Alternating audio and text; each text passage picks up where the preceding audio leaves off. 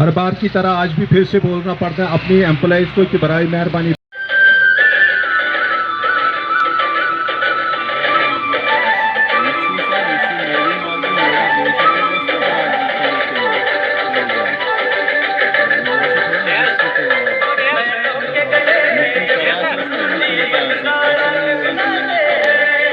मालूम है कि ये जो मेरी माटी मेरा देश जो चल रहा है प्रोग्राम हमारा, इसकी मिट्टी यात्रा के दौरान सेकंड फेज़ में आज हमने यहाँ म्यूनसिपलिटी कुलगाम में, जैसे पहले हमने अपने पंचायतों में किया था, आज सारे वार्ड्स के तमाम हाउस होल्ड से जो मिट्टी